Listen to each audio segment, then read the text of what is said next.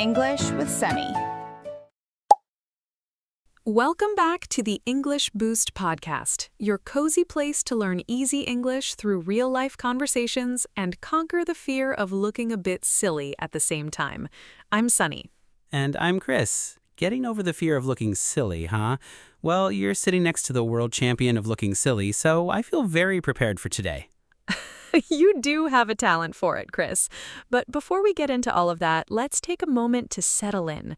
We know you're all busy. Maybe right now you're walking outside enjoying the fresh air, or maybe you're washing dishes in the kitchen. Or maybe you're driving in heavy traffic, cooking something delicious, lying in bed staring at the ceiling, studying, or working out at the gym. Wherever you are, whatever you're doing, just take a deep breath and hang out with us. Exactly. And just a quick reminder, if this is your first time listening, this is a B1 to B2 level English podcast. That means we keep things natural but easy to follow. Yep, no pressure at all. If you hear a word you don't know, don't panic. You don't need a dictionary. We'll explain the tricky words as we go, and we also have our special word tour at the end of the episode to review everything. So just relax, let the English flow into your ears, and enjoy the ride. Perfectly said. So, Cris, today we're talking about a very universal feeling, the fear of making mistakes. Oh, wow, yes, the dreaded mistake. Why do you say it like that? Well, honestly, making a mistake feels terrible. It's like your stomach drops, your face gets hot, and you just want to disappear, especially when you're trying something new, like speaking a new language. You open your mouth, the wrong word comes out, and you think, well, that's it. I have to move to a different country and change my name now. Move to a different country? That might be an overreaction, but I know exactly what you mean. We're so terrified of getting things wrong. We think a mistake is a catastrophe. Actually, let me explain that word real quick. A catastrophe is a terrible disaster. We treat tiny errors like they're huge disasters. We really do, and I think it stops people from actually living their lives.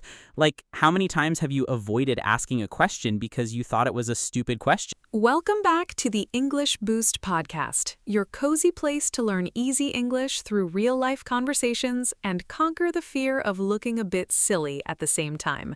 I'm Sunny. And I'm Cris. Getting over the fear of looking silly, huh? Well, you're sitting next to the world champion of looking silly, so I feel very prepared for today. You do have a talent for it, Cris. But before we get into all of that, let's take a moment to settle in. We know you're all busy. Maybe right now you're walking outside enjoying the fresh air, or maybe you're washing dishes in the kitchen. Or maybe you're driving in heavy traffic, cooking something delicious, lying in bed staring at the ceiling, studying, or working out at the gym. Wherever you are, whatever you're doing, just take a deep breath and hang out with us. Exactly. And just a quick reminder, if this is your first time listening, this is a B1 to B2 level English podcast. That means we keep things natural but easy to follow. Yep, no pressure at all. If you hear a word you don't know, don't panic. You don't need a dictionary. We'll explain the tricky words as we go, and we also have our special word tour at the end of the episode to review everything. So just relax, let the English flow into your ears, and enjoy the ride. Perfectly said. So, Cris, today we're talking about a very universal feeling, the fear of making mistakes. Oh, wow, yes, the dreaded mistake. Why do you say it like that? Well, honestly, making a mistake feels terrible. It's like your stomach drops, your face gets hot, and you just want to disappear, especially when you're trying something new, like speaking a new language. You open your mouth, the wrong word comes out, and you think, well, that's it. I have to move to a different country and change my name now. Move to a different country? That might be an overreaction, but I know exactly what you mean. We're so terrified of getting things wrong. We think a mistake is a catastrophe. Actually, let me explain that word real quick. A catastrophe is a terrible disaster. We treat tiny errors like they're huge disasters. We really do, and I think it stops people from actually living their lives. Like, how many times have you avoided asking a question because you thought it was a stupid question? Hundreds of times. Let me think. Yes, especially when I was younger in school. You sit there, you don't understand the math problem, but you look around and everyone else is nodding, so you just pretend you understand. Right, and then you fail the test anyway because you didn't ask. It's inevitable. Oh, wait. Inevitable means it's absolutely certain to happen. You can't avoid it. Good explanation. So why do we do this to ourselves? Why are we so afraid? I blame school, honestly. Think about it. When we're kids, what happens when you make a mistake on a spelling test? You get a big red X on your paper. Exactly, a big, angry red mark. So from a very young age, we're trained to believe that mistakes are bad. Mistakes mean you're not smart. Mistakes mean you're failing. But that is completely backwards, especially when it comes to real life and definitely when it comes to learning English. I agree. When you learn a language, making mistakes isn't just normal, it's actually required. You can't learn without making them. But the emotional reaction we have is so strong. It can leave us completely paralyzed. And by paralyzed, I mean unable to move or act because of fear. Oh, I've been paralyzed by a mistake. Do you want to hear a story? Because I have a fresh one. I always want to hear your stories, Cris. What happened? Okay, so this happened last week. I had to make a very important phone call to a customer service agent for my internet provider. My internet was down, I was frustrated, but I was trying to be polite. Okay, a high-pressure situation, but normal. Right. So the guy on the phone, let's call him Dave, was super helpful. He fixed the problem, he was friendly, and we had a nice little chat at the end. I was so relieved. He said, "Is there anything else I can help you with today, sir?" And I said, "No, Dave, that's everything. Thanks so much. Love you. Bye." No, Cris, you didn't. I did. I literally said love you bye to Dave, the internet customer service guy. Oh my goodness. What did he say? There was just silence, like a solid 3 seconds of pure, heavy silence. And then I realized what I'd said. My brain had just switched into autopilot. You know, like when you're talking to your mom or your partner and you just naturally say love you bye before hanging up? Yes, autopilot. When you do something automatically without thinking. Exactly. My brain got confused. I was so mortified. And let me just tell our listeners, if you're mortified, you're extremely embarrassed. You feel like you could die from embarrassment. So how did you fix it? Did you hang up? I panicked.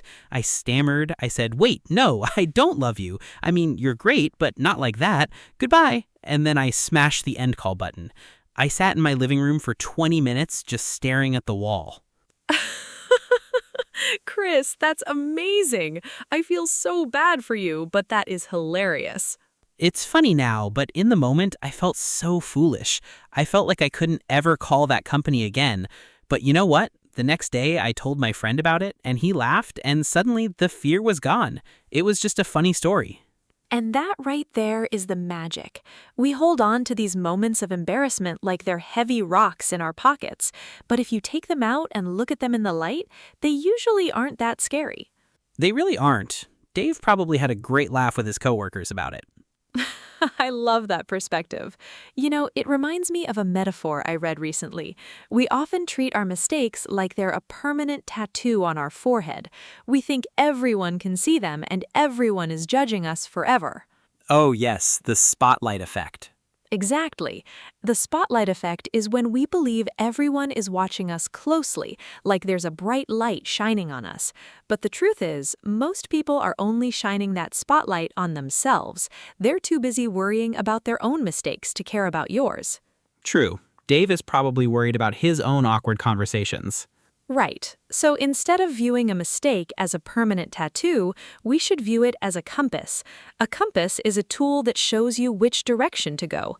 When you make a mistake, especially in English, it's just your compass saying, "Hey, not this way. Try adjusting a little bit." It's data. It's information. It's not a judgment on your value as a person. A compass. I like that. It feels much lighter. It is lighter. And for anyone listening who feels anxious right now, who remembers a time they used the wrong vocabulary word or forgot how to conjugate a verb in front of native speakers, I want you to hear this loud and clear. You're not strange, you're not broken, you're just human. Wow, that actually made me feel a little emotional. It's true though, we're so hard on ourselves. We really are. We dwell on things, and to dwell on something means you keep thinking about it for a long time, usually in a negative way. You play the movie over and over in your head. Exactly. So how do we stop dwelling on it? How do we actually change our reaction to making mistakes? Because it's easy to say, don't worry, but it's very hard to actually do it. Right. We need a plan, a strategy. Sunny, you're the queen of frameworks. Do you have a system for this? I actually do.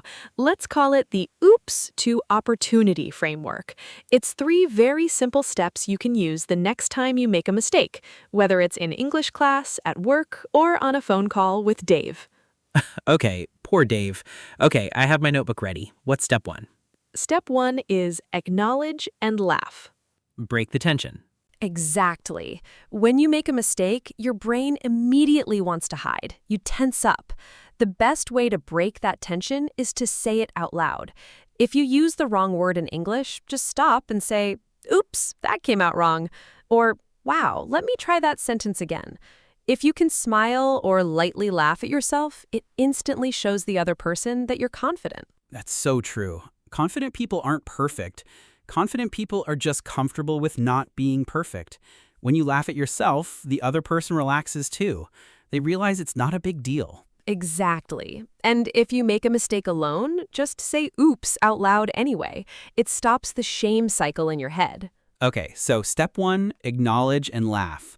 What's step 2? Step 2 is find the data. Oh, like your compass metaphor. Yes, once you're calm, ask yourself objectively, what actually went wrong here? Take all the emotion out of it. Don't say, I'm so stupid, my English is terrible. That's not data. That's an insult. Right. Instead, look for the real information. Okay, I confused the words boring and bored. I said I was boring instead of I was bored. Now I know that ing adjectives describe the situation and ed adjectives describe the feeling. Boom, you found the data. You extracted the lesson. That's so practical. Because then the mistake actually becomes useful. It's like you paid a little bit of embarrassment to buy a new piece of knowledge. I love how you phrased that, paying embarrassment to buy knowledge. That's a great way to look at it. Okay, and finally, step 3, the 24-hour rule. Ooh, I'm intrigued. The 24-hour rule is a boundary you set for yourself. You're allowed to feel annoyed, frustrated, or embarrassed about your mistake, but only for 24 hours. Once a full day has passed, you have to mentally brush it off. To brush something off means to dismiss it and stop letting it affect you. So after 24 hours, the mistake expires. Yes, it expires. It goes in the trash. You already laughed at it. You already found the data. It has no more use for you. So let it go. That's brilliant. Step 1, acknowledge and laugh. Step 2, find the data. Step 3, the 24-hour rule, let it expire. Yep, it takes practice, but it really changes how you approach learning. I want to test this theory. Let's play a game. Oh boy, what kind of game? A rapid-fire game. I'm going to give you a scenario where a listener might make a classic mistake. You have to tell me how to handle it using step 1 and step 2. You only have a few seconds to answer. Ready? Okay, take a deep breath. Okay, bring it on. Scenario 1. You're traveling in London. You walk into a coffee shop and you want a black coffee. But instead of saying, "Can I have a black coffee?" you accidentally say, "Can I make a black coffee?" The barista looks at you like you're crazy. Go. Okay, step 1, smile and laugh. I'd smile and say, "Oops, unless you want me behind the counter. I mean, can I have a black coffee?" My brain is still asleep. Nice, very smooth. And step 2? Find the data. The data is that make means to create something, and have or get is what you use when ordering. Mental note saved. Perfect. Okay, scenario 2. You're on a date, it's going well, you want to say the food is delicious, but you accidentally pronounce the word dessert like desert. You basically just told your date that the cake tastes like dry sand. Go. Oh, that's a classic. Step 1, I'd laugh and say, "Wow, I just said desert, didn't I? I promise I prefer chocolate over sand." Oh, that's charming. It actually makes the date better. Exactly. And step 2, the data. Dessert with 2 S's has the stress on the second syllable. Desert with 1 S has the stress on the first syllable. Good to remember. You're too good at this, Sonny. Okay, last one. Scenario 3. You're writing an email to your very strict boss. You want to say kind regards, but your finger slips on the keyboard and you type kid regards. You hit send. Go. Oh no! Okay, step 1, I can't really laugh out loud to my boss through email, so I'd immediately send a very short reply saying, "Oops, that was a typo. I meant kind regards. Have a great afternoon." Brilliant. And step 2? The data. Always proofread emails to the boss before hitting send. Take an extra 3 seconds. There you go. The Oops to Opportunity framework in action. I feel like our listeners can definitely start using this today. I hope so. Learning English is a brave thing to do.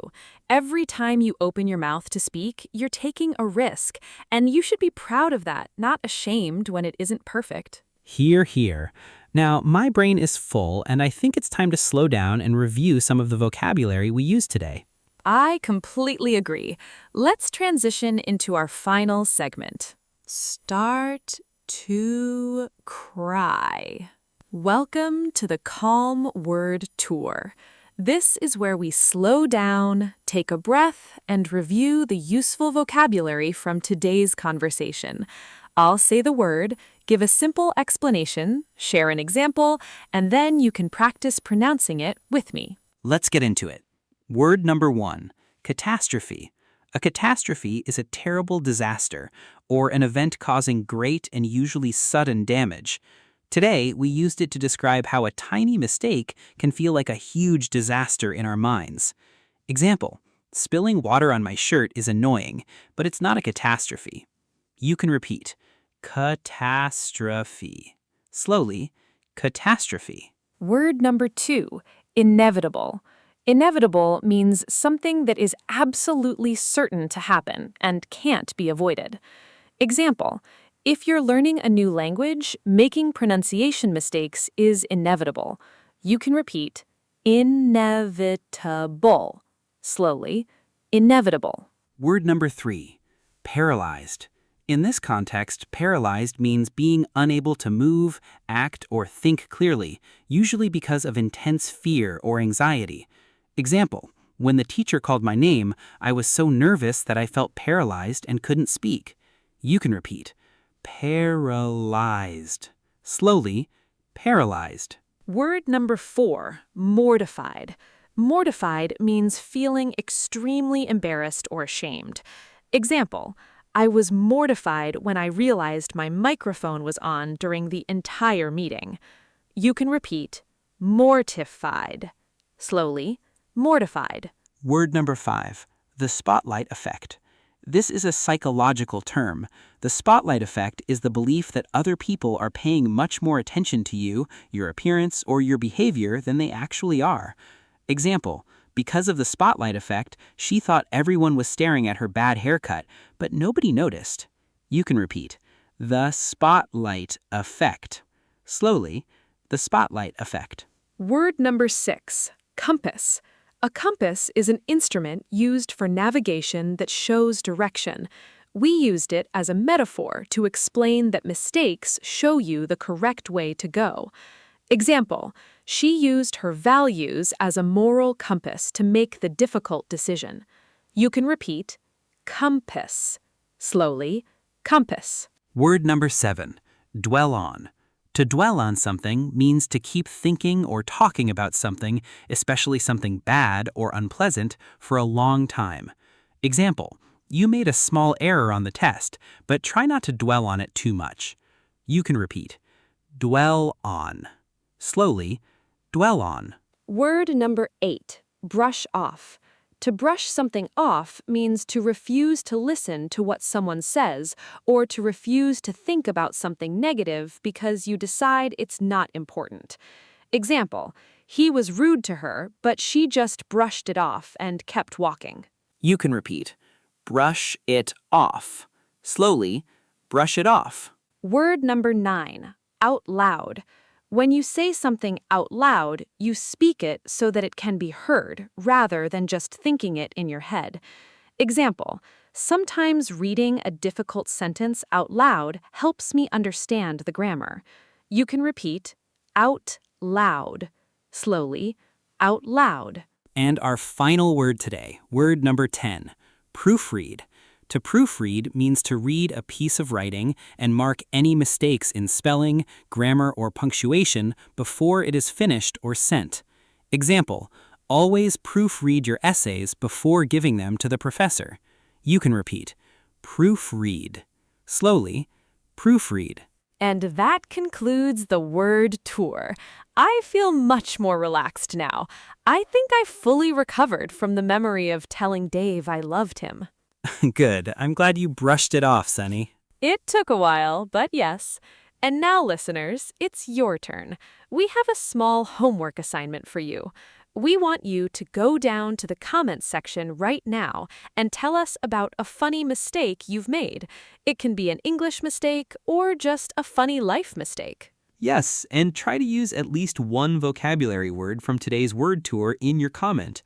Tell us a story where you felt mortified, or maybe a time when you realized a mistake was actually a compass. We read every single comment, and we can't wait to see your stories. And remember, if you enjoyed spending this time with us, please like the video, subscribe to the channel, and share this episode with a friend who might be feeling a little too nervous about making mistakes. It really helps our community grow, and it helps us keep making these cozy conversations for you. All right, I think that's everything today. I'm gonna go make another cup of coffee and try not to spill it this time. This is Sunny. And this is Cris, and you've been listening to the English Boost podcast. Bye! Your progress doesn't end here. To continue advancing your English skills, click on the next video or explore the additional videos we've thoughtfully selected for you.